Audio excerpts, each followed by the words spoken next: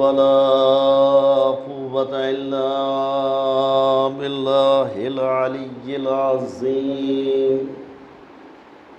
أعوذ بالله من الشيطان اللعين الرجيم. بسم الله الرحمن الرحيم. الحمد لله رب العالمين، والصلاة والسلام على أشرف الأنبياء والمرسلين، خاتم النبيين، سيدنا ونبينا وشفيع ذنوبنا وطبيب نفوسنا، مولانا مولى الثقلين جد الحسن والحسين أبي القاسم محمد.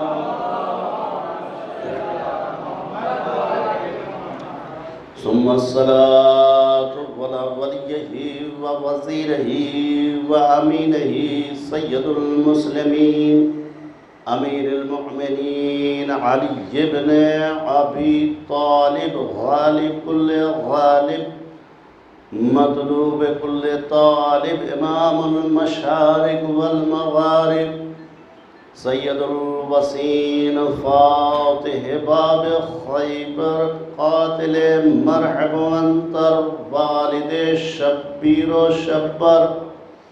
ثم الصلاة على آله الطيبين الطاهرين المعصومين، ولعنة الله على أعدائهم أجمعين.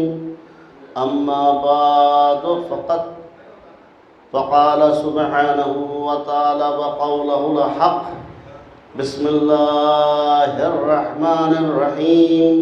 سلام على آل یاسین. ایک صلوات بھیجئے پر محمد وآلہ.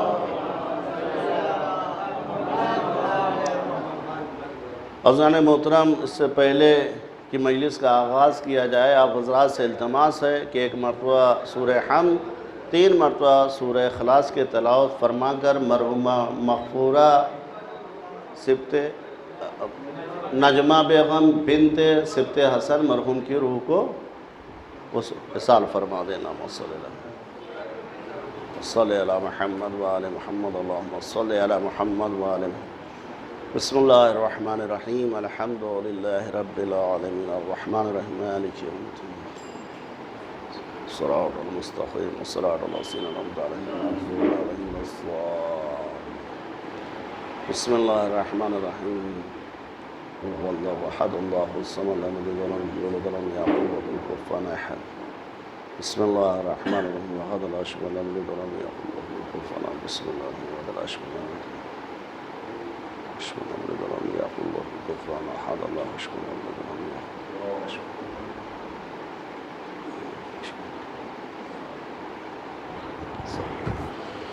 ایک صلوات بھیجئے بر محمد و آل محمد.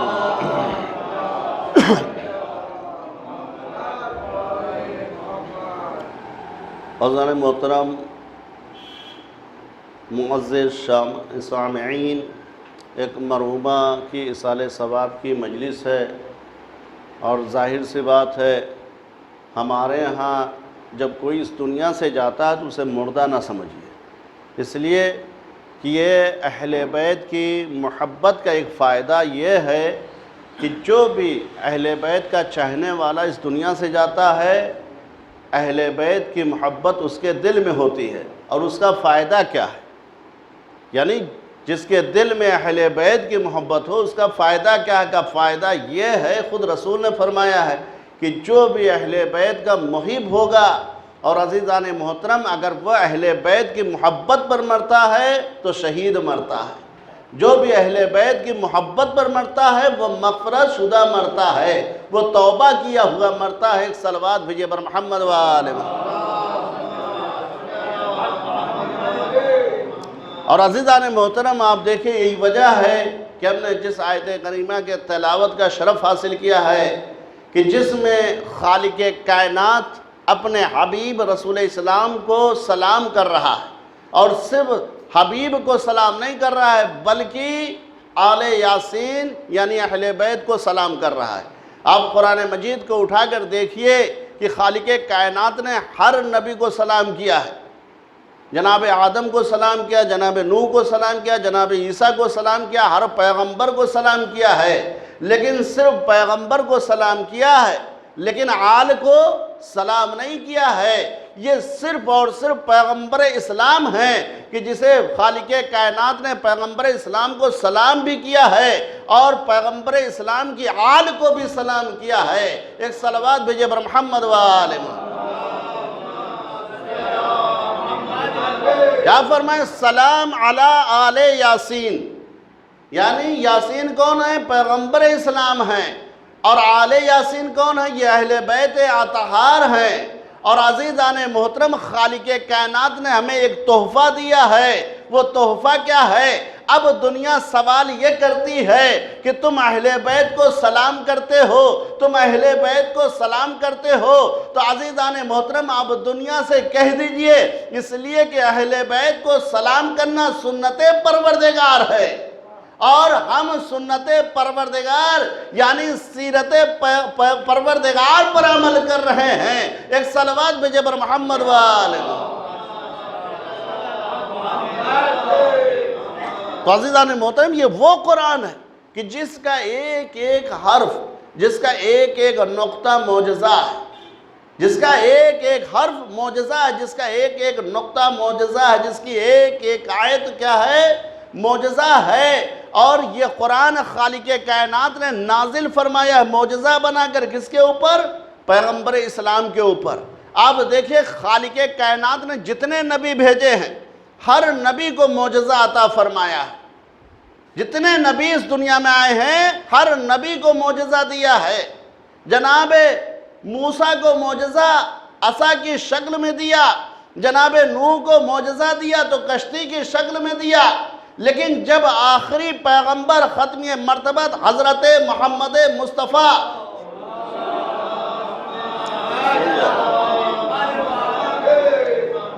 خالق کائنات نے معجزہ عطا فرمائے، تو دو معجزے عطا فرمائے ہیں۔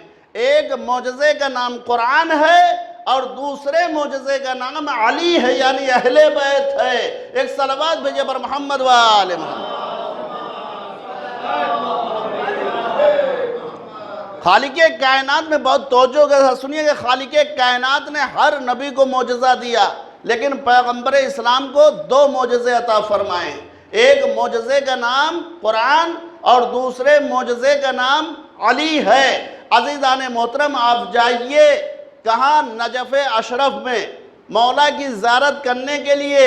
جب میں وہاں پر گیا نجف اشرف میں، تو آپ دیکھیں کہ وہاں مولا کے حرم کے قریب بالکل باب القبلہ ہے، وہاں پر ایک حدیث نبی کی لکھی ہوئی ہے۔ اور عزیزان محترم، جو افراد گئے ہوں گے انہوں نے دیکھا ہوگا، اور جو نہیں گئے ہیں جلد سے جلد مولا اپنی بارگاہ میں انہیں بلائیں تاکہ انہیں زیارت نصیب ہو جائے۔ ایک صلوات بھیجے بر محمد و آل محمد۔ تو عزیزان محترم، ایک بینر وہاں لگا ہوا تھا، اس بینر پر ایک حدیث لکھی ہوئی تھی۔ کس کی؟ پیغمبر اسلام کی حدیث لکھی ہوئی تھی۔ اس حدیث میں کیا لکھا ہوا تھا؟ مولا کائنات کے سلسلے میں لکھا ہوا تھا کہ علی اللہ کے معجزے کا نام ہے۔ کیا فرمایا؟ علی اللہ کے معجزے کا نام ہے۔ اب عزیزان محترم، آپ دیکھیں کہ خالق کائنات نے ہر نبی کو معجزہ عطا فرمایا ہے۔ جناب موسیٰ کو بھی معجزہ دیا عصا کی شکل میں، جناب نوح کو معجزہ دیا کشتی کی شکل میں، پیغمبر اسلام کو دو معجزے عطا فرمائے۔ ایک معجزے کا نام قرآن اور دوسرے معجزے کا نام علی ہے۔ جو معجزہ قرآن ہے، اور وہ قرآن کس کے اوپر نازل ہوا؟ پیغمبر اسلام کے اوپر۔ اور قرآن صرف قرآن نہیں ہے، بلکہ قرآن میں معجزے بھی ہیں، اور معجزے میں بھی معجزے ہیں۔ اب آپ روایت کو پڑھیے، قرآن صرف قرآن نہیں ہے، توجہ چاہتا ہوں۔ قرآن میں معجزہ ہے اور معجزے میں بھی معجزہ ہے۔ اب عزیزان محترم، آپ روایت پڑھیے، اور جب روایت پڑھیں گے تو لکھا ہوا ہے کہ اگر کوئی شخص 7 مرتبہ خلوص دل کے ساتھ سورہ حمد کو پڑھ کر مردے پہ پھونک دے تو مردہ زندہ ہو جائے گا۔ ایک صلوات بھیجے بر محمد و آل محمد۔ بھائی روایت میں کہ 7 مرتبہ اگر کوئی شخص سورہ حمد کو پڑھ کر مردے پہ پھونک دے، لیکن عزیزو ہمارا تو مشاہدہ یہ ہے کہ 7 مرتبہ کیا 70 مرتبہ کیا 70,000 مرتبہ پڑھ کے پھونکتے رہیے، مردہ زندہ ہوگا؟ نہیں ہوگا۔ لیکن قرآن کہہ رہا اگر 7 مرتبہ، یعنی یہ قرآن سچ کہہ رہا ہے، اس کے لیے زبان پاک ہونی چاہیے، تاثیر بھی ویسے ہی ہونی چاہیے۔ جب تک ہماری زبان پاک نہیں ہوگی وہ قرآن مجید عمل بھی نہیں کرے گا۔ ایک صلوات بھیجے بر محمد و آل محمد۔ یہی وجہ ہے کہ آپ دیکھیں کہ ایک شخص مولائے کائنات کے پاس آیا اور آنے کے بعد کہا حضور میں بہت غریب ہوں، فقیر ہوں، گھر میں کھانے کا انتظام نہیں ہے، میری مدد کیجئے۔ تو مولا نے کیا فرمایا؟ وہ کنکڑی اٹھا کے لے آؤ۔ وہ کنکڑی لے کر آیا، مولا نے ایک مرتبہ بسم اللہ کا سورہ حمد پڑھی اور اس پہ پھونک دیا، وہ کنکڑی کیا ہوئی؟ سونے میں تبدیل ہو گئی۔ مولا نے اسے دے دیا، وہ لے کے گیا، جب خرچ ہو گئی تو آدمی چالاک تھا، سوچا محنت کرنے کی ضرورت کیا ہے، جب فری میں مل رہا ہے مولا تو عطا ہی کر رہے ہیں، چلتے ہیں پھر مولا سے لے لیتے ہیں۔ اب عزیزان محترم آیا مولا کی خدمت میں، کہا مولا وہ جو آپ نے دیا تھا وہ ختم ہو گیا۔ تو مولا نے کہا کوئی بات نہیں، ختم ہو گیا، کنکڑی اٹھاؤ۔ وہ کنکڑی لے کر آیا دوڑ کر، خوشی خوشی مولا نے پھر سورہ حمد پڑھا، اس پہ پھونکا، وہ سونے میں تبدیل ہو گئی۔ اب عزیزان محترم چند قدم آگے بڑھا، پھر اس کے دل میں یہ خیال پیدا ہوا کہ بھائی یہ مولا جو ہے پڑھ کے پھونک دیتے ہیں، یہ سونے میں تبدیل ہو جاتی ہے، تو کیوں نہ یہ عمل ہم خود مولا سے لے لیں، کہ بار بار مولا کو زحمت دیں گے، بار بار مولا کی خدمت میں حاضر ہوں گے، مولا ختم ہو گئی اور ہمیں بھی شرم آئے گی مولا کے سامنے بار بار آنے میں۔ ایسا کرتے ہیں چل کے مولا سے تعلیم لے لیتے ہیں کہ کیا پڑھ کر پھونکتے ہیں مولا، وہ ہمیں بتا دیں گے، ہم گھر پر جو ہے جب ختم ہو جائے گی تو اس کنکڑی پر پھونک دیں گے، سونے میں تبدیل ہو جائے گی۔ اب دیکھیں انسان کی لالچ جو ہے وہ بڑھتی جاتی ہے۔ اب عزیزان محترم ایک مرتبہ پلٹ کر آیا مولا کی خدمت میں، کہا مولا پھر یہ ختم ہو جائے گی چند روز میں، بار بار ہم آپ کو زحمت دیں گے، تکلیف دیں گے، اسی لیے ہم پلٹ کر آئے، ہم سوچ رہے ہیں مولا وہ تعلیم آپ ہمیں دے دیجیے جو آپ پڑھ کر پھونکتے ہیں، تاکہ ہم جب ختم ہو جائے جو پڑھ کر پھونک لیا کریں اور یہ سونے میں تبدیل ہو جائے، آپ بھی زحمت سے بچ جائیں، ہم بھی زحمت سے بچ جائیں۔ تو مولا نے کہا ٹھیک ہے بھائی، ہم بتا دیتے ہیں، تعلیم دے دیتے ہیں تمہیں، مطلب بتا دیتے ہیں۔ ایک مرتبہ مولا نے فرمایا کہ سنو سورہ حمد کا کتنی مرتبہ مولا؟ 70 مرتبہ۔ مولا نے فرمایا نہیں، ایک مرتبہ اس پر پڑھ کر پھونک دو، یہ سونے میں تبدیل ہو جائے گی۔ اب عزیزان محترم وہ گھر پہ پہنچا اور پہنچنے کے بعد ڈھیر سب کنکڑیاں اکٹھا کی اور لا کے پڑھنا شروع کیا۔ ایک مرتبہ نہیں، 7 مرتبہ نہیں، 70 مرتبہ نہیں، 70,000 مرتبہ پڑھ ڈالا، لیکن وہ کنکڑی کی کنکڑی رہی، سونے میں تبدیل نہ ہو سکی۔ ایک مرتبہ تنتناتا ہوا مولا کی خدمت میں حاضر ہوا، کہا مولا آپ نے ہمیں تعلیم غلط بتائی ہے، صحیح نہیں بتایا ہے۔ کہا نہیں ہم نے صحیح بتایا ہے۔ کہا مولا اگر آپ صحیح بتاتے تو ایک مرتبہ نہیں، 7 مرتبہ نہیں، 70,000 مرتبہ ہم نے پڑھا، لیکن وہ کنکڑی کی کنکڑی رہ گئی۔ بعزیزو ایک مرتبہ مولا مسکراتے ہیں، مسکرا کے فرماتے ہیں اصل وجہ یہ ہے کہ تم سورہ حمد کی معرفت کو نہیں پہچانتے ہو، اور جب ہم پڑھتے ہیں تو اس کی معرفت کو حاصل کر کے پڑھتے ہیں۔ ایک صلوات بھیجئے بر محمد و آل محمد۔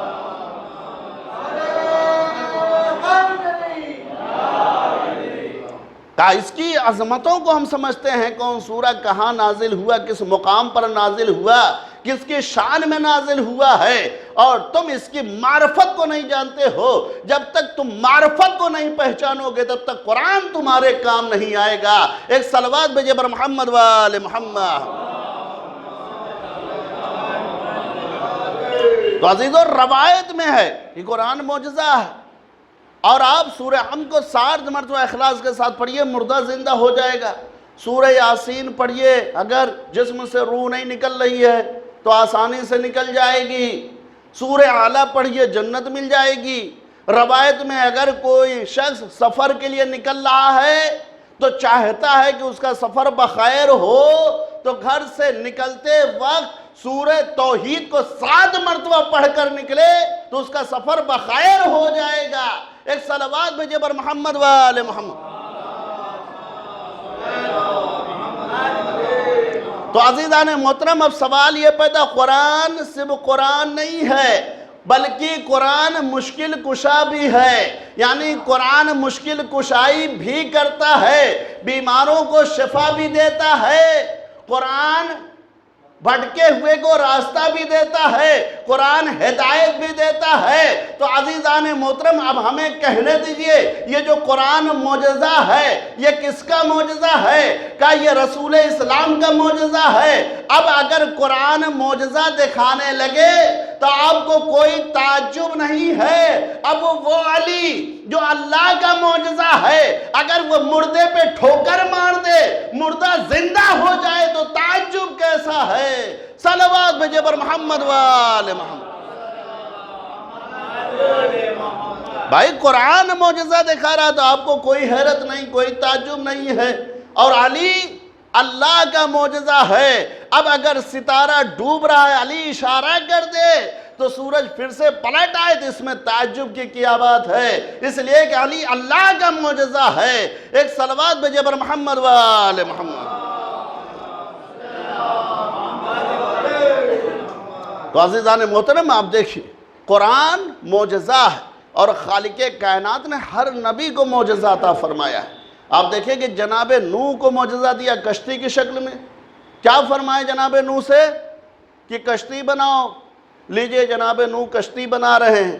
اب عزیزان محترم، دور دور تک پانی کا نام و نشان نہیں ہے، دور دور تک پانی کا نام و نشان نہیں ہے، نہریں سوکھے ہوئے ہیں، تالاب سوکھے ہوئے ہیں، دریا سوکھے ہوئے ہیں، یہاں تک کہ زمین پھٹ رہی ہے، پانی کا نام و نشان نہیں ہے۔ ایسے عالم میں خالق کائنات کیا فرما رہا ہے؟ نوح کشتی بناؤ۔ لیجئے جناب نوح کشتی بنا رہے ہیں، اور جیسے ہی بنانا شروع کیا، آپ دیکھیے کہ پہلا اعتراض جو ہوا کہیں باہر سے نہیں ہوا، پہلا جو اعتراض ہوا ہے کہاں سے ہوا؟ گھر ہی کے اندر سے ہوا ہے۔ کس نے اعتراض کیا؟ کہ نبی کی بیوی نے، نبی کی زوجہ نے کیا ہے۔ پہلا جو اعتراض ہوا ہے گھر کے اندر سے۔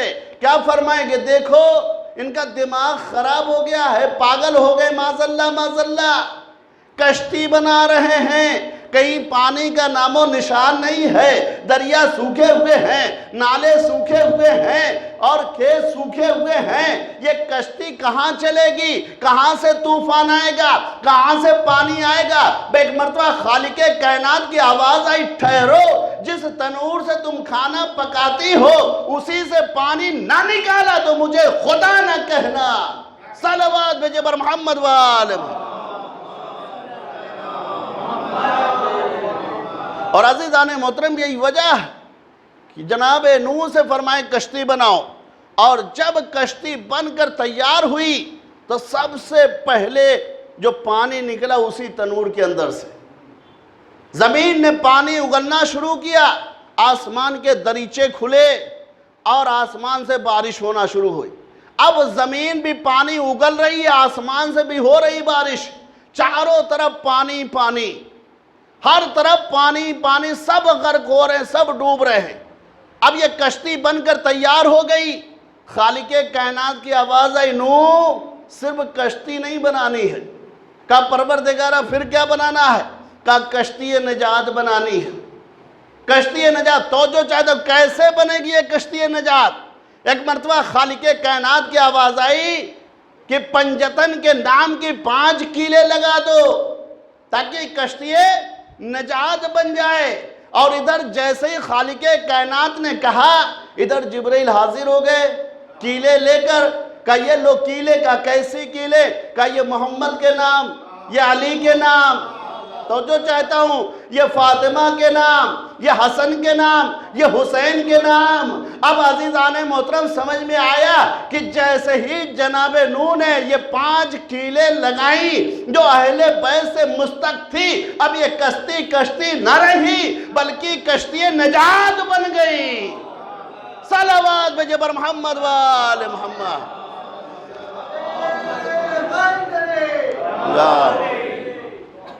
یہ کشتی نجات بن گئی.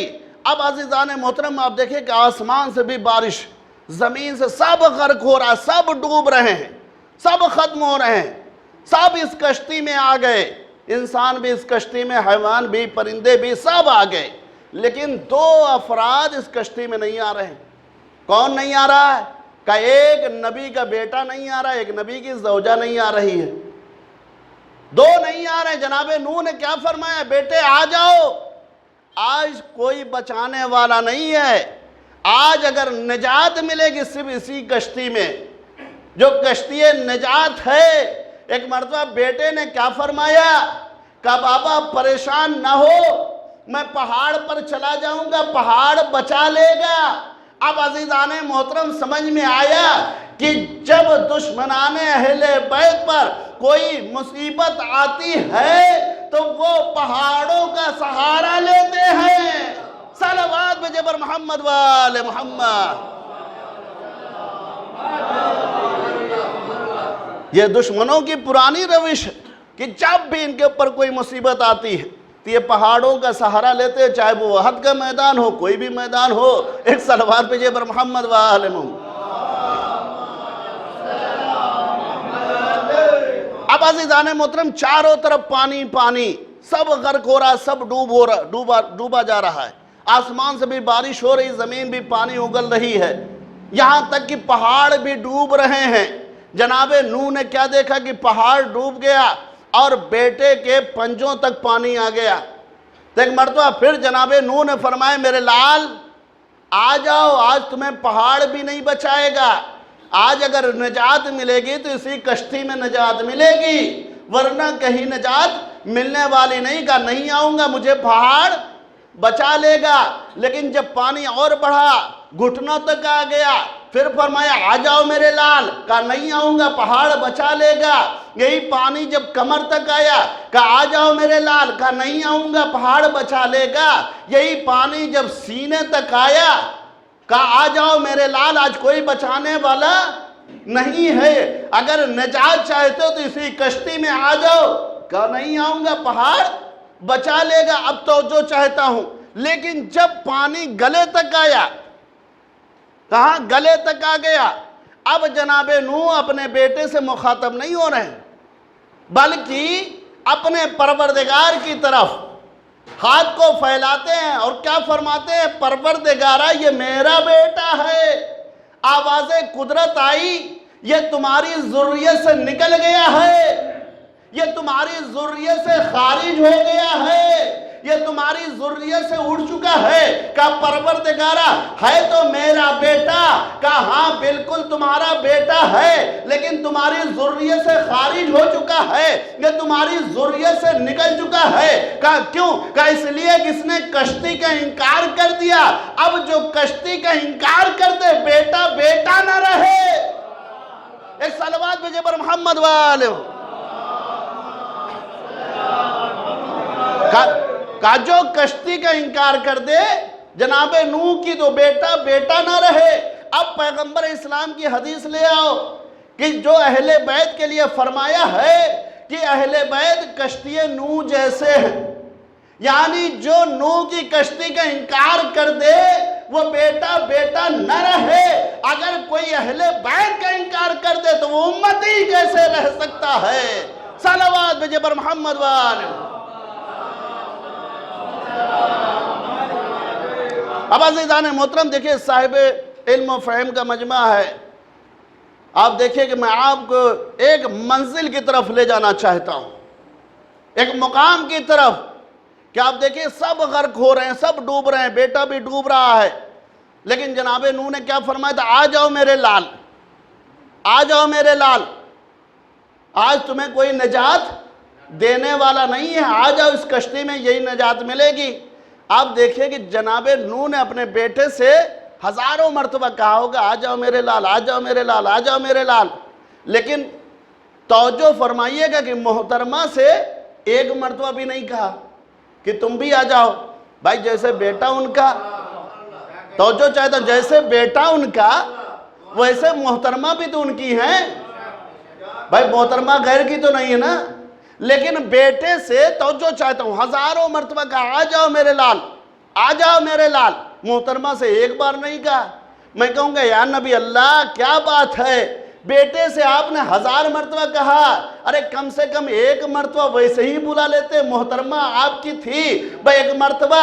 پیغمبر اسلام فرماتے ہیں کہ اس کا مطلب یہ ہے کہ میرا بیٹا بہکا ہوا ہے اور اس نے بہکایا ہے۔ اب عزیزان محترم سمجھ میں آیا کہ اس کا مطلب یہ نکلتا ہے کہ جو بہک جاتا ہے اسے ایک موقع دیا جا سکتا ہے، لیکن جو ڈھونڈ ڈھونڈ کر بہکائے اسے کوئی موقع نہیں دیا جا سکتا ہے۔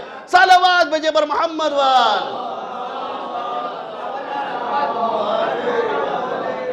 تو عزیزان محترم دیکھیں کہ بیٹے کو ہزاروں مرتبہ بلایا لیکن محترمہ کو ایک مرتبہ نہیں بلایا، کیوں؟ کہا میرا بیٹا بہکا ہوا اس نے بہکایا ہے، اور جو بہک جائے میری شریعت میں ہے کہ اسے موقع دیا جا سکتا ہے، لیکن جو بہکائے شریعت اسلام میں اسے کوئی موقع نہیں دیا جا سکتا ہے۔ ایک صلوات بھیجے بر محمد وآل محمد۔ تو عزیزان محترم آپ دیکھیں کہ یہ کشتی چاروں طرف سے پانی، زمین سے بھی پانی نکل رہا، آسمان سے بھی بارش ہو رہی ہے، سب غرق ہو رہا، سب ڈوب رہے ہیں، سب ختم ہو رہے ہیں، سب فنا ہو رہے ہیں، اور یہ کشتی رواں دماں ہے، کشتی چل رہی ہے، لیکن یہ کشتی چلتے چلتے ایک مرتبہ اس سرزمین پر پہنچی کہ جہاں تھپیڑے کھانے لگی، یہ کشتی لہرانے لگی۔ تو ایک مرتبہ جناب نوح نے فرمایا پروردگارا آخر یہ کون سی سرزمین ہے، یہ کون سی ایسی جگہ ہے کہ جہاں یہ کشتی لہرانے لگی، تھپیڑے کھانے لگی؟ آواز قدرت آئی، اے نوح یہ سرزمین ہی ایسی ہے کہ یہاں جو بھی آیا یہ سرزمین کربلا ہے، اور جو بھی اس مقام پر آیا ہے چاہے وہ نبی چاہے ولی، ہر کوئی مصیبتوں میں گرفتار ہوا ہے، کہ یہ سرزمین ہی ایسی ہے۔ ایک مرتبہ جناب نوح نے فرمایا پروردگارا پھر اس سرزمین سے اس مصیبت پر کیسے نجات ملے گی، کیسے نجات حاصل کیا جائے؟ تو ایک مرتبہ خالق کائنات کی آواز آئی، نوح سب سے کو گریہ کرے، سب روئیں، مجلس حسین برپا ہو۔ لیجئے کشتی نوح میں مجلس حسین برپا ہو گئی، سب گریہ کر رہے ہیں، سب رو رہے ہیں، لیکن اب بھی کشتی لہرا رہی ہے، اب بھی کشتی تھپیڑے کھا رہی ہے۔ ایک مرتبہ جناب نوح نے آواز دی پروردگارا تو نے کہا گریہ کرو، ہم نے گریہ کیا، ہم روئے، ہم نے مجلس عزا برپا کی، لیکن تب بھی کشتی سنبھلی نہیں، یہ تھپیڑے کھا رہی ہے، یہ لہرا رہی ہے۔ ایک مرتبہ خالق کائنات کی آواز آئی، صرف رونے سے کام نہیں چلے گا بلکہ دشمنان اہل بیت پر لعنت بھی کرو۔ صلوات بھیجے بر محمد وآل۔ اس لیے کہ اہل بیت سے سچی یہ محبت نہیں ہے کہ ان کے دشمنوں کو کچھ نہ بولے، ان سے دشمنوں سے بھی ملے رہیں۔ بھائی ہم آپ سے اگر محبت کرتے ہیں تو سچی یہ محبت ہے کہ جیسے ہم آپ سے محبت کریں ویسے آپ کے دشمنوں سے بھی دور رہیں، بیزاری رکھیں۔ جب تک آپ کے دشمنوں سے ہم بیزاری نہیں رکھیں گے سچی محبت نہیں ہے۔ آپ سے بھی ملے رہیں، آپ کے دشمنوں سے بھی ملے رہیں، تو کہا یہ سچی محبت نہیں ہے، یہ دوگلے والی محبت ہے۔ اور اسی لیے ہمارے پانچویں امام امام محمد باقر علیہ السلام نے فرمایا ہے، کیا فرمایا ہے؟ اگر تم چاہتے ہو اہل بیت سے سچی محبت کرنا تو ان کے دشمنوں سے بیزاری رکھنا، دوری رکھو۔ جب تک دوری نہیں رکھو گے سچی محبت نہیں آ سکتی ہے۔ صلوات بھیجے بر محمد وآل محمد۔ اور عزیزو یہ اہل بیت کا مقام ہے، یہ اہل بیت کی منزل ہے، اور ہم کہتے ہیں یہ تو اہل بیت دور کی بات۔ اگر کوئی افراد اہل بیت سے آ کر مل جائے، دل و جان سے فدا ہو جائے، تو دنیا اس کا کوئی جواب نہیں لا سکتی ہے۔ آپ دیکھیں کہ جناب قمبر کہ جن کا نام خود مولا کائنات نے کمبر رکھا ہے، کتنے بڑے خوش نصیب ہیں یہ مولا کے ایسے شیدائی بنے، ایسے غلام بنے کہ ہر جگہ مولا کے ساتھ ساتھ۔ اب عزیزان محترم آپ دیکھیے کہ مولا کے ساتھ چل رہے ہیں، ایک صحرا، ایک جنگل ہے، دور دور تک کوئی آبادی نہیں ہے، صرف اور صرف جنگل ہے، دور دور تک کوئی درخت بھی نہیں، کہیں پانی کا نام و نشان نہیں ہے۔ کیا دیکھا کہ ایک پرندہ بیٹھا ہوا ہے۔ ایک مرتبہ کمبر نے ہاتھوں کو جوڑا، کہا مولا یہ بتائیے یہ جو پرندہ بیٹھا ہوا ہے یہیں رہتا ہے یا کہیں سے آیا ہے؟ اس لیے کہ ان کے ذہن میں یہ بات جو دور دور تک کہیں پانی کا نام و نشان نہیں، کہیں کھانا پینا نہیں ہے، تو یہاں کیسے رہ سکتا ہے اس صحرا میں جہاں ریتیلا علاقہ ہے؟ فرمایا مولا یہ کہیں سے آیا؟ تو مولا نے فرمایا جاؤ کمبر اس پرندے سے پوچھ لو۔ کمبر ہنسنے لگے، کہا مولا کیا بات آپ کر رہے ہیں، وہ پرندہ اور میں، اس کی گفتگو میں کیسے سمجھ سکتا ہوں، وہ میری کیسے سمجھ سکتا ہے؟ تو ایک مرتبہ مولا نے فرمایا میں علی کہہ رہا ہوں نا، جاؤ۔ اور جیسے ہی کمبر آئے اور آنے کے بعد پوچھا یہ پرندے بتا تو یہیں رہتا یا کہیں سے آیا؟ ایک مرتبہ اس پرندے نے فصیح و بلیغ عربی زبان میں بولنا شروع کیا۔ کس نے کہا تھا؟ مولا نے کہا تھا نا، ارے پرندے بھی منہ میں زبان رکھتے ہیں، اس لیے کہ سنگریزے علی کے ہاتھ پر آئیں تو بولنے لگے، تو پرندہ کیا چیز ہے؟ ایک صلوات بجے بر محمد و آل محمد۔ اب ایک مرتبہ پرندہ فصیح و بلیغ آواز میں بولنا شروع کیا، کہا میں یہیں رہتا ہوں، میں کہیں سے آیا نہیں ہوں۔ جیسے ہی یہ جملہ کہا یہیں رہتے ہیں آپ؟ کہاں یہیں رہتا ہوں۔ کہا اچھا یہاں تو رہتا ہے، تو یہ بتائیں یہاں دور دور تک کوئی آبادی نہیں، دور دور تک جنگل ہے، دور دور تک جو ہے کہیں پانی کا نام و نشان نہیں ہے، دور دور تک کوئی انسان نہیں ہے، دور دور تک کہیں کھانا پینا نہیں ہے، تو کھاتا کہاں سے، پیتا بھی کہاں سے؟ اس نے کہا میں کھاتا بھی ہوں پیتا بھی ہوں لیکن یہیں رہتا ہوں، کہیں جاتا بھی نہیں ہوں۔ کہا بھائی کہاں سے کھاتا ہے، کہاں سے پیتا ہے؟ کہا میرے پاس کھانا بھی ہے، میرے پاس پانی بھی، بہت توجہ چاہتا ہوں۔ کہا میرے پاس کھانا بھی ہے، میرے پاس پانی بھی ہے۔ ایک مرتبہ کمبر نے کہا بھائی مجھے تو نہیں دکھائی دے رہا ہے، کہاں ہے کھانی، مجھے بھی تو دکھاؤ۔ ایک مرتبہ پرندے نے فرمایا، کہا سنو جب مجھے بھوک لگتی ہے تو محمد و آل محمد پہ صلوات پڑھ لیتا ہوں، اور جب مجھے پیاس لگتی ہے تو ان کے دشمنوں پہ لعنت کر لیتا ہوں۔ صلوات بھیجے بر محمد و آل۔ تو عزیزان محترم آپ سمجھے ایک پرندے نے ہمیں سکھایا کہ اہل بیت پر صرف صلوات صرف درود نہیں ہے بلکہ صلوات پڑھنے سے بھوک بھی مٹتی ہے، اہل بیت کے دشمنوں پر لعنت صرف ذکر نہیں ہے پیاس بھی بجھ جاتی ہے۔ ایک صلوات بھیجے بر محمد و آل محمد۔ اب عزیزان محترم آپ دیکھیں وہی کمبر ہیں، کہاں آئے؟ در زہرا پہ آنے کے بعد دق الباب کیا، اندر سے گھر کی کنیز فضہ نکلتی، پوچھتی کون؟ کہا میں علی کا غلام کمبر ہوں۔ کہا کس لیے آئے ہیں؟ کہا عبادت کرنے کے لیے آئے ہیں۔ کہا کون سی عبادت؟ کہا النظر الی وجہ علی، عبادت علی کے چہرے کی طرف دیکھنا عبادت ہے۔ جیسے یہ جملہ کہا ایک مرتبہ گھر کی کنیز فضہ تھی، کہا جاؤ علی تو ابھی یہاں نہیں ہے، علی تو چوتھے آسمان پر فرشتوں کو درس دے رہے ہیں۔ علی چوتھے آسمان پر فرشتوں کو درس دے رہے ہیں۔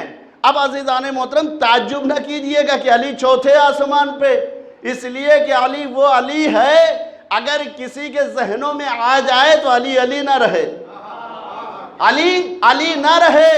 آپ نے بہلول کا نام سنا ہوگا، بہلول دانا، یہ کون تھے؟ جنہیں دیوانہ کہا گیا اہل بیت کا، لیکن دشمنوں نے بھی مانا ہے کہ ان سے بڑا کوئی دانا نہیں تھا۔ دشمنوں نے یہی بہلول دانا کہاں ہیں؟ سمندر کے کنارے بیٹھے ہوئے ہیں، ایک مشکیزہ لیے ہوئے کوزے کو، اور کوزہ لیے ہوئے کبھی سمندر کے پانی کو بھرتے ہیں کبھی گرا دیتے ہیں۔ ایک منافق دشمنان اہل بیت کا گزر ادھر سے ہوا تو اس نے سوال کر لیا بہلول مذاقاً کیا کر رہے ہو؟ تو ایک مرتبہ بہلول نے بھی مذاق میں بول دیا دیکھ نہیں رہے ہو کہ اس کوزے میں پورا سمندر کا پانی بھرنے کی کوشش کر رہے ہیں، اب وہ ہنسنے لگا، اس کے بعد کہتا ہے حقیقت میں تم پاگل ہو، تم سے بڑا کوئی دیوانہ نہیں ہے، لوگ کہتے ہیں یہ سچ ہے۔ بہلول نے کہا کیا مطلب؟ کہا یہ سچ کہتے ہیں، بلا سمندر کا پانی اس کوزے میں آ جائے گا۔ ایک مرتبہ بہلول اپنی جگہ پہ کھڑے ہوئے اور اس کوزے کو زمین پہ پٹکا، اور پٹکنے کے بعد فرمایا کہ میں سمندر کا پانی اس کوزے میں تھوڑی بھر رہا ہوں۔ کہا پھر کیا کر رہے ہیں؟ کہا تم جیسے ناقص ذہنوں کو سبق دے رہا ہوں۔ کہا کیا مطلب ہے؟ کہا مطلب یہ ہے کہ جب اس کوزے میں سمندر کا پانی نہیں آ سکتا ہے تو تم جیسے ناقص ذہنوں میں علی کیسے آ سکتے ہیں؟ صلوات بھیجے بر محمد وال۔ اب عزیزان محترم آپ دیکھیے کہ ادھر جناب قمبر کو حکم ہے کہ ہوا علی تو چوتھے آسمان پر درس دے رہے ہیں۔ اب یہ آئے تو کیا دیکھتے ہیں؟ مسجد نبوی مولا کائنات کھڑے ہوئے ہیں، انگلیوں کے اشارہ کر رہے ہیں۔ کیا کر رہے ہیں؟ لوگوں کو رزق بانٹ رہے ہیں۔ اب آئیے مولا کے پاس، جب اشارہ مولا کر چکے تھے، ایک مرتبہ آئے قمبر کے پاس، کہا یہ بتاؤ قمبر کوئی حیرت تو نہیں ہے؟ تم ایسا دیکھ رہے ہو جیسے کوئی تعجب ہو گیا۔ کہا ہاں مولا تعجب تو ہو رہا ہے، میں آپ کے گھر پہ گیا تھا، لیکن پھر کیا ہوا؟ کہا مولا وہ فضہ آپ کی کنیز گھر کی، میں نے پوچھا میرے آقا میرے مولا کہاں ہیں؟ کہا چوتھے آسمان پہ درس دے رہے ہیں۔ کہا اچھا کوئی تعجب تو نہیں تمہیں؟ کہا نہیں مولا کوئی حیرت نہیں، لیکن مولا کیا کریں، یہ جو آنکھیں دیکھ رہی ہیں، یہ جو آنکھیں آپ کو دیکھ رہی ہیں، ایک مرتبہ مولا نے کہا ادھر آؤ، لے کے کچھ دور گئے اور اس کے بعد دو انگلیوں کی طرف اشارہ کیا، کہا علم امامت کے مطابق اب دیکھو۔ اب جو جناب قمبر نے دیکھنا شروع کیا تو کہا مولا آپ پہلے آسمان پہ بھی ہیں، دوسرے پہ بھی ہیں، چوتھے پہ بھی ہیں۔ ایک مرتبہ وہی قمبر فرماتے مولا یہ تو آپ ہر آسمان پہ ہیں۔ ایک مرتبہ مولا نے فرمایا قمبر دیکھو تم میری دہلیز کے باہر کے غلام ہو اور فضہ میرے گھر کے اندر کی کنیز ہے، کبھی فضہ سے مقابلہ نہ کرنا۔ یعنی امام بتانا چاہتے ہیں کہ دیکھو جب کنیز اور غلام برابر نہیں ہو سکتے ہیں تو اصحاب و آل کیسے برابر ہو سکتے ہیں؟ صلوات بھیجے بر محمد وال۔ اور عزیزان محترم آپ دیکھیں یہی فضہ ہیں، یہی فضہ کے معنی کیا ہوتے ہیں؟ چاندی کی، اور یہ چاندی بہت اچھی بنا لیتی تھی، اور یہ اپنے یہاں کی شہزادی تھی۔ انہوں نے کیا کیا؟ اپنی جوتیوں کو اتارا اور اس کے بعد اپنے تخت پر رکھا، رکھنے کے بعد کیا فرمایا کہ اب میں جا رہی ہوں جناب سیدہ کی کنیزی میں، تجھے ٹھوکر مار کے جا رہی ہوں۔ وہ تخت کا تمہاری اہمیت یہ ہے کہ یہاں میری جوتیاں بیٹھیں، جہاں میری جوتیاں بیٹھیں۔ اس کے بعد سیدہ کے گھر آ گئی، اور عزیزوں جب گھر پہ آئی ہیں تو آپ دیکھیں جب شروع میں آئی تبھی اتنی معرفت تو تھی نہیں جناب فضہ کو، اہل بیت کی عظمت کو اتنی معلومات تھی نہیں۔ اب جب آئیں تو اہل بیت کے گھر میں دیکھا فاقہ، شدت، بھوک، پیاس، یہ تمام فلاں دیکھا چیزیں تو پریشان ہو گئی۔ ایک دن مولا کے پاس آتی ہیں اور آنے کے بعد کہتی ہیں مولا میں چاندی بہت اچھی بنا لیتی ہوں، ایسا کرتی ہوں میں کچھ چاندی بنا دیتی ہوں، آپ لے جائیے بازار میں بیچ دیجئے تاکہ گھر کے جو یہ مشکلات ہیں جو فاقے پڑ رہے ہیں یہ دور ہو جائیں۔ تو ایک مرتبہ مولا نے فرمایا کیا فرما رہے ہیں؟ کہا مولا چاندی بنا دیتی ہوں آپ بیچ ڈالیے۔ ایک مرتبہ مولا نے کہا فضہ ادھر آؤ، اپنے قریب بلایا، بلانے کے بعد اسی صحن خانہ میں جہاں کھڑے تھے ایک مرتبہ اپنے پیروں سے زمین پر ٹھوکر ماری۔ جب ٹھوکر ماری کہا فضہ کچھ دکھائی دے رہا ہے؟ کہا مولا یہ تو چاندیوں کا سیلاب ہے، یہ چاندیوں کا سیلاب ہے۔ ایک مرتبہ مولا فرماتے سنو فضہ جو ہمارے گھر میں یہ فاقہ یہ افلاس تمام چیزیں ہیں یہ صرف میں انتظار کرتا ہوں مشیت پروردگار کی وجہ سے، ورنہ ہمارے اختیار میں سب کچھ ہے، جو چاہے ہم حاصل کر لے۔ ایک صلوات بھیجے بر محمد وآل محمد۔ یعنی خالق کائنات نے اپنی رضا اپنا اختیار اہل بیت کو عطا فرمایا ہے، اور یہی وجہ ہے کہ جو بھی اہل بیت سے محبت کرے گا اسی کی عبادت قبول ہوگی۔ ان کی رضا نہیں ہے تو کسی کی عبادت قبول نہیں ہو سکتی ہے۔ اور عزیزو اسی طریقے سے یہ سال ثواب کی مجلس ہے۔ آپ دیکھیے کہ ماں باپ کی بھی وہی عظمت ہے جو روایت سیم جناب فاطمہ زہرا کے لیے، کہ اگر جناب زہرا راضی ہیں تو خدا راضی ہے، جناب زہرا راضی ہیں تو سب کچھ راضی ہے۔ اسی طریقے سے والدین کے سلسلے ملتا ہے کہ جب تک والدین راضی ہیں سب راضی ہیں، لیکن اگر والدین خفا ہیں، والدین آپ سے ناراض ہیں، سب کچھ آپ کا ختم ہو جائے گا۔ اور عزیزو آپ دیکھیں کہ یہ جو کہتے ہیں آگ کر دیں گے، آگ کرنے ہونے سے نہیں ہوتا ہے، یہ آگ کیا ہے؟ آٹو سسٹم ہے، خود بخود ہو جاتا ہے۔ آپ نے ماں باپ کی خدمت کیا، ماں باپ خوش ہیں تو اللہ بھی آپ سے خوش ہے، لیکن زندگی بھر آپ نے ماں باپ کی اطاعت نہیں کی تو آپ خود بخود آگ ہو جائیں گے، کہنے کی ضرورت نہیں ہے۔ اسی طریقے سے مرنے کے بعد اگر کوئی شخص مان لیا زندگی میں کر دیا ہے، نہیں ماں باپ کو خوش رکھ سکا، زندگی بھر ماں باپ کو ستایا، پریشان کیا، ماں باپ جب اس دنیا سے گئے تو خوش نہیں تھے، لیکن مرنے کے بعد اتنا اصالہ ثواب کیا اسی لڑکے نے، اتنا نیک بن گیا کہ مرحومین کے لیے اتنا کیا کہ روح خوش ہو گئی، تو وہ سسٹم ختم ہو جائے گا، یعنی جو آگ ہو گیا تھا اب ختم ہو جائے گا۔ تو عزیزو یہ ہماری ذمہ داری ہے کہ جب تک بیٹا زندہ ہے، یہ پوتے ہوتے کی ذمہ داری نہیں ہے کہ چلو ہم مر جائیں گے تو پوتا دادا کو دیکھ لے گا، کہ جب تک بیٹا موجود ہے ان کی ذمہ داری ہے، اگر ماں باپ حیات ہیں تو خدمت کرے، ان کے ساتھ نیکی کرے، اور اگر ماں باپ اس دنیا سے چلے گئے ہیں تو کوشش یہ رہے کہ ان کے لیے زیادہ سے زیادہ ایصال ثواب کا کام کرے تاکہ روح ان کی وہاں خوش ہو جائے۔ اور عزیزان محترم آج کے دستور، آج کے زمانے میں حساب کیا ہوتا ہے؟ ہم نے ماں باپ کا جو ہے سیوم کیا، فاطمہ کیا اور 40واں دھوم دھام سے کر دیا، اس کے بعد ہوتا کیا نتیجہ؟ پھر پلٹ کر دیکھتے نہیں کس حالت میں پڑے ہوئے ہیں، پھر اس گھر پلٹ کر ہم نے دیکھا ہی نہیں جہاں ہمیں ضرورت تھی، ان کی ضرورت تھی ایصال ثواب کی، ضرورت تھی انہیں، لیکن ہم نے کبھی پلٹ کر نہیں دیکھا۔ تو عزیزو یہ ہر ماں باپ وہ قسمت والے ہیں جن کے ماں باپ حیات ہیں، اور اگر ماں باپ اس دنیا میں نہیں ہیں تو یہ نہ سمجھیے کہ ہماری ذمہ داری ختم ہو گئی ہے، مرنے کے بعد بھی آپ کی ذمہ داری ویسے ہی ہے جیسے آپ زندگی میں ماں باپ کے لیے کر رہے تھے۔ زیادہ سے زیادہ کوشش یہ کریں تاکہ ان کی روح خوش ہو جائے۔ اور عزیزوں آپ دیکھیں کہ یہ دنیاوی ماں ہے کہ جن کے لیے اللہ کہہ رہا اگر یہ راضی تو خدا راضی، لیکن وہ ماں جو فاطمہ زہرا، سوچئے اگر وہ ہم سے راضی ہو جائیں، لیکن عزیزوں جن کی عظمت، جن کا مرتبہ یہ تھا جناب فاطمہ زہرا کا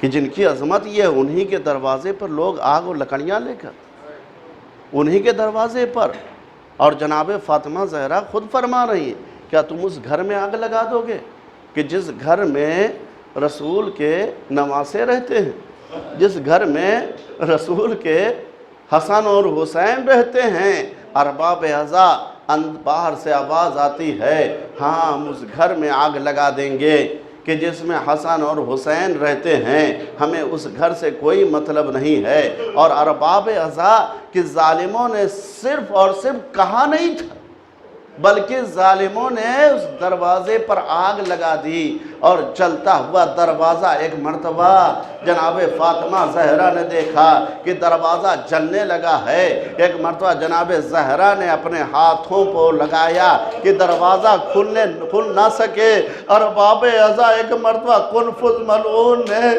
تازیانے اٹھائے، اور اٹھانے کے بعد رسول کی بیٹی پر تازیانے مارنا شروع کر۔ رسول کی بیٹی پر تازیانے، کون بیٹی؟ ارے جس کا احترام خود رسول اسلام کرتے تھے۔ ارباب اعضا ایک مرتبہ ایک ظالم نے ایک لات مارا، ارے چلتا ہوا دروازہ فاطمہ کے پہلو پہ گرا، فاطمہ نے آواز دی علی، ارے میرا محسن شہید ہو گیا ہے۔ ارباب اعضا فاطمہ کی آواز گونجی علی مجھے بچا لو، لیکن ظالموں نے علی کے گلے میں رسی کا پھندا باندھا۔ یہی وجہ ہے کہ جب سیدہ دروازے سے باہر نکلتی ہے ایک مرتبہ فرماتی ہے اے اسماء علی کہاں، اسماء علی کہاں ہے؟ فرمایا علی کے گلے میں تو ظالموں نے رسی باندھ دی ہے۔ بس سیدہ اپنے زخم کو بھول گئی، سیدہ اپنے غم کو بھول گئی۔ فرماتی ایسا نہ ہو کہ کہیں ظالم علی کو قتل نہ کر دے۔ ارباب اعضاء ایک مرتبہ سیدہ جلدی سے رسول کا پیرہن لیتی ہیں اور ظالموں کے بیچ میں آتی ہیں، کہتی ہے ارے علی کو چھوڑ دو ورنہ ہم بد دعا کریں گے۔ اے عزادارو ایک مرتبہ علی نے اشارہ کیا اے فاطمہ بد دعا نہ کرنا۔ ارباب اعضاء ایک مرتبہ فاطمہ نے رسول کا پیرہن اپنے سر پہ رکھا۔ یہ دیکھنا تھا کہ مسجد نبوی کی دیوار بلند ہوئی، لوگ ڈر گئے، علی کو چھوڑ دیا۔ لیکن ارباب اعضاء اس دل سوز واقعے کے بعد جناب زہرا کا عالم یہ تھا کہ پسلیاں ٹوٹ چکی تھی، چھڑی کا سہارا لے کر چل رہی تھی، بال سفید ہو چکے تھے، کمر جھک چکی تھی۔ ارباب اعضاء 18 سال کی عمر ہے جناب زہرا کی، لیکن کیفیت یہ ہے اپنے بابا کو یاد کر کے روتی تھی۔ ارباب اعضاء جنت البقیع میں چلی جاتی تھی۔ ایک دن جناب فاطمہ زہرا واپس آ رہی تھی کہ علی مل گئے۔ ایک مرتبہ علی نے فرمایا فاطمہ آج تمہارے چہرے کیسے جھلسے ہوئے، یہ تمہارے چہرے جھلسے ہوئے کیسے ہیں؟ فاطمہ نے فرمایا علی ارے جس درخت کے نیچے میں بیٹھ کر اپنے بابا کو گریہ کرتی تھی، ارے ظالموں کو برداشت نہیں ہوا، ظالموں نے وہ درخت بھی کاٹ دیا۔ ارباب اعضاء یقیناً آپ کے آنکھوں میں آنسو آ چکے ہیں، ظالموں نے وہ درخت کاٹ دیا۔ ارباب اعضاء ایک مرتبہ فاطمہ جن کی عمر 18 سال ہے کہ جب آخری وقت آتا ہے ایک مرتبہ مولا کائنات آتے ہیں، کیا دیکھا کہ جناب فاطمہ ایک ہی وقت میں چند کام کر رہی ہیں، بچوں کے لیے کپڑے بھی دھل رہی ہیں، بچوں کو نہلا بھی رہی ہیں اور بچوں کے لیے آٹا بھی گوندھ رہی ہیں، اس لیے کہ فاطمہ ماں ہے نا۔ ایک مرتبہ علی تڑپ گئے فاطمہ یہ کیا بات ہے؟ ارے جو میں دیکھ رہا ہوں کہ جو چھڑی لے کر چل رہی ہو، جو دیواروں کا سہارا لے کر چل رہی ہو، آج ایک ہی وقت میں کئی کام انجام دے رہی ہے۔ ارباب اعضاء ایک مرتبہ فاطمہ قریب آتی ہیں، آنے کے بعد کہتی علی ارے میرے بابا رسول خدا آئے تھے اور فرمایا تھا بیٹی آپ کی مصیبت ختم ہونے والی ہے، آج رات میں اپنے بابا سے مل جاؤں گی۔ عزادارو اتنا سننا تھا کہ ایک مرتبہ علی تڑپ گئے۔ فاطمہ نے وصیتیں کی، اس کے بعد بچوں سے فرمایا بچوں تم جاؤ روضے رسول پر اور ہمارے لیے دعا کرو۔ بچے روضے رسول پر ارباب اعضاء جیسے ہی پہنچے ہیں تو ایک مرتبہ روضے رسول پر زلزلہ آیا اور ایک آواز گوزی اے فاطمہ کے یتیموں کہاں آئے ہو، اے فاطمہ کے یتیموں کہاں آئے ہو؟ ارباب اعضاء دونوں بچوں نے سر سے امامے کو پھینکا، دوڑے ہوئے آئے اسماء میری ماں کہاں ہے؟ کہا حجرے میں ہے۔ ارباب اعضاء حجرے میں آئے، دیکھا ماں کے چہرے پہ چادر ہے، چادر کو ہٹایا، فرمایا اماں آپ کا لال حسن آیا ہے، اماں آپ کا لال حسین آیا ہے، اماں کچھ تو بولو۔ ارے جب ماں نہ بولی دونوں بچے دوڑے ہوئے مسجد میں آئے، اے بابا اماں کچھ بول نہیں رہی ہے۔ ارباب اعضاء علی جہاں کھڑے تھے وہیں بیٹھ گئے، پھر کھڑے ہوئے جیسے ہی قدم کو بڑھایا منہ کے بل زمین پہ گرے، آواز دی زہرا اب علی کیسے زندہ رہے گا؟ ارباب اعضاء مولا کائنات گھر میں آتے ہیں اور جناب زہرا کا غسل دیتے ہیں، غسل و کفن پہلاتے ہیں، اس کے بعد جنازہ تیار ہو جاتا ہے۔ ارباب اعضاء ہمارے ہاں بھی یہ دستور ہے کہ جب ہمارے ہاں کوئی مر جاتا ہے تو بچوں سے کہا جاتا ہے اے بچوں آؤ ماں کا آخری دیدار کر لو، آؤ ماں کا آخری دیدار کر لو پھر ماں نہ ملے گی۔ ایک مرتبہ علی نے بھی فرمایا اے بچوں آؤ ماں کا دیدار کر لو، اماں اب نہ ملیں گی۔ حسن آگے بڑھے، ماں کا دیدار کیا، زینب آگے بڑھی، فرمایا اماں اب کی بیٹی آ گئی۔ کلثوم آگے بڑھی، ماں کا آخری دیدار کیا، لیکن حسین ایک کونے میں کھڑے ہوئے تھے۔ علی نے فرمایا میرے لال حسین ماں کا دیدار نہیں کرو گے؟ فرمایا جب تک اماں خود سے نہ بلائیں گی، اماں خود سے نہ بلائیں گی میں اماں کے پاس نہ جاؤں گا۔ ارباب اعزا ایک مرتبہ حسین نے اپنے قدموں کو بڑھایا، گھٹنوں کو توڑا، ماں کے پیروں کی طرف بیٹھ گئے، ماں کے پنجوں کو پکڑا، آنکھوں سے لگایا اماں آپ کا حسین آیا ہے، اماں کلام کیجئے، اماں آپ کا حسین غریب ہو گیا ہے۔ ارباب اعزا اتنا سننا تھا کہ بندے کفن ٹوٹے، آؤ میرے لال حسین میرے سینے سے لگ جا، اے میرا حسین اب یہ نہ کہنا کہ تو یتیم ہو گیا ہے۔ ہاں ارباب اعزا بس آخری روایت اور آپ کی زحمت تمام ہے، اس لیے کہ آپ نے دیکھا ہوگا کہ جب ماں اس دنیا سے جاتی ہے اور لوگ قبر پہ جاتے ہیں اور دفن کرنے کے بعد جب گھر پہ آتے ہیں تو گھر کا ماحول کیا ہوتا؟ آپ نے مشاہدہ کیا ہوگا، یہ بھی ایک ماں کی مجلس ہے کہ جب ماں کو دفن کرنے کے بعد بچے گھر پر آتے ہیں تو گھر کی کیفیت کیا ہوتی ہے۔ ارباب اعزا علی نے زہرا کو دفن کیا، دفن کرنے کے بعد جب علی اپنے گھر میں آئے ہیں تو گھر کا ماحول عجیب، کیا ماحول ہے؟ ادھر حسین بیٹھے ہوئے رو رہے ہیں، ادھر زینب بیٹھی ہوئی رو رہی ہیں، کہیں امام حسن بیٹھے گریہ کر رہے ہیں، کہیں ام کلثوم گریہ کر رہی ہیں۔ ایک مرتبہ علی نے فرمایا میرے لال حسین آؤ تمہارا بابا آیا ہے۔